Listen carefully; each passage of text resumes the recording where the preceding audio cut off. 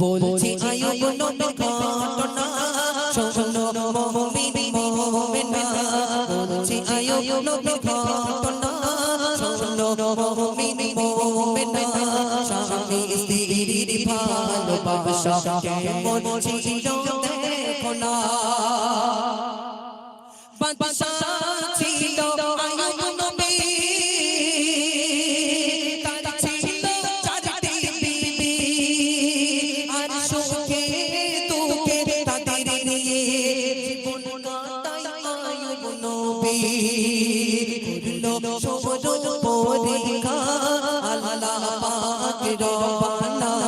করলো সবর পরীক্ষা আয়ুব নবীকে রব্বানা ধ্বংস হলো যা কিছু ছিল আরো হলো বালাকানা চিন্তায় পড়ে নবীর বিবি আর তো কিছু না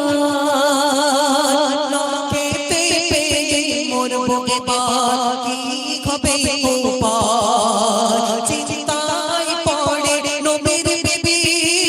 আর তো কিছু না খেতে পেয়ে মরবো এবার কি হবে উপায় কুষ্ঠ রোগে ভরে গেল আয়ুব নবীর সারা দেহ কুষ্ঠ রোগে ভরে গেল আয়ুব নবীর সারা দেহ চলে গেল তিনটি বিবি রইল পড়ে ঈমান জোরে বলো না সুবহানাল্লাহ চারটে বিবি মিলে যুক্তি করছে হেবু আয়ুব নবী তো আর কিচ্ছু নেই চল বাপের বাড়ি যাই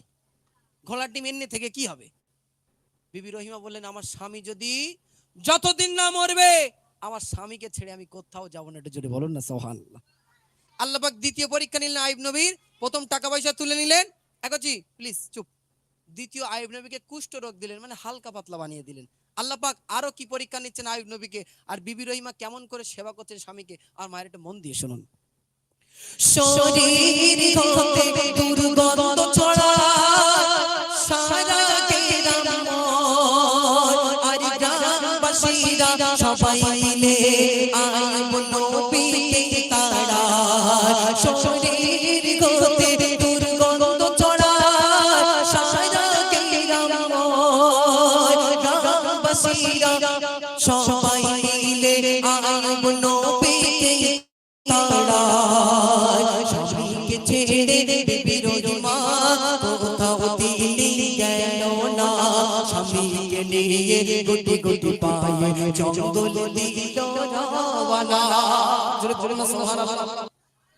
আয়ুব নবীকে এবার গ্রাম থেকে তাড়িয়ে দিচ্ছেন আয়ুব তোমার গায়ে থেকে যে দুর্গন্ধ বার হচ্ছে ঘা পাচড়া হয়েছে দুর্গন্ধে গ্রামের মানুষ থাকতে পারে না তোমাকে গ্রাম থেকে বার করে দেওয়া হবে আয়ুব নবীকে গ্রাম থেকে বার করে দিলেন তারপরে বিবি রহিমা স্বামীর হাতটা ছেড়ে যায়নি স্বামীর হাতটা ধরে টুক টুক টুক টুক করে জঙ্গলের দিকে যেতে লাগলো এটা জোরে বলো না সুবহানাল্লাহ আমার গায়ে যদি ওরকম দুর্গন্ধ হয় আমাদের গায়ে আমাদের গিন্নিগুলো থাকবে বলে মনে হয় তোমার গায়ের গন্ধে গ্রামের লোকটা একটি পেয়েছে না আমি কি করে থাকবো তবে এদিকার মায়েরা খুব ভালো স্বামী যতদিন না মরে এরা ঘরের বাইরে যায় না তাই তো ভাই স্বামী যতদিন না মরে এরা ঘরের বাইরে যায় না আমার এখানকার মায়েরা খুব ভালো আমি এখানকার মায়েদের খারাপ বলছি না খারাপ বলে মরবো বাড়ি যেতে হবে না চলুন আল্লাহ পাক আয়ুব নবীকে আরো কি পরীক্ষা নিচ্ছে আমার মায়ের একটু মন দিয়ে শুনুন পোকাই ভরে গেল দেখো এই ঠোঁটে আর গালে ঠোঁটের পোকা ঠোঁট দিয়ে বিবি রহিমা ফেলে জোরে বলো না সুবহানাল্লাহ আয়ুব নবীর চতুর্থ নম্বর পরীক্ষা আল্লাহ পাক ঠোঁটে আর গালে পোকা দিলেন কোথায় ঠোঁটে আর গালে পোকা দিয়েছে বিবি রহিমা যখন হাতটা দিয়ে একটা একটা করে পোকা ছাড়াতে লাগে আয়ুব নবী বলছে বিবি রহিমা তোমার হাতের নখে আমি বড্ড আঘাত পাই তুমি ছাড়িও না বিবি রহিমা নিজের ঠোঁট দিয়ে স্বামীর ঠোঁটের পোকাগুলো একটা একটা করে ছাড়াতে লাগলো জোরে বলো না সুবহানাল্লাহ ওই ধরুন আমার ভার ক্যান্সার হয়েছে হ্যাঁ ধরুন ক্যান্সার হয়েছে আরে যে গ্লাসে পানি খাবে সেই গ্লাসটা যদি নে বলে যে এদা আমি তো বেশি দিন বাঁচবো না যদি গিন্নিটার বলে এদা আমি তো বেশি দিন বাঁচবো না আমি জেগের মুখ দিয়ে পানি খেয়েছি তুই একটু খা দিন খাবে বলে মনে হয় ওই মাল ঘুরিয়ে থমনে ছাড়বে না হ্যাঁ বলে তুমি মরতে মরো সেই সাথে আমারও লে যাবো বলে লিখেছো হ্যাঁ সেটা আই বুড়ো মর দিল আমার এখনো এখন আজ তো কাল পড়ে আর আব্বার কাছে ফোন করতে হ্যালো বলতে কি হয় তো আব্বা এই মালের লাইন সিঁড়ি শূন্য টাকায় কন্ট্যাক্ট করো ঠিক কি না আমাদের ঘরের রহিমাগুলের, তবে এখানকার মায়েরা খুব ভালো, খুব ভালো। চলুন আল্লাহ পাক আইব নবীকে আরো কি পরীক্ষা করছে, প্রিয় কবি লিখছি শুনুন। পোকাই পরে গেল দেখো ফোটে আর গালে, ফোটের পোকা ফোট দিয়ে বিবির রহিমা ফেলে। আয়ুব নবী বলে বিবি সবাই গেল ছেড়ে, তুমি কেন আমায় নিয়ে আছো এখনো পড়ে। বিবি রহিমা বলছে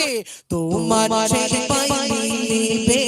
খোদার জান্নাত নসিবে,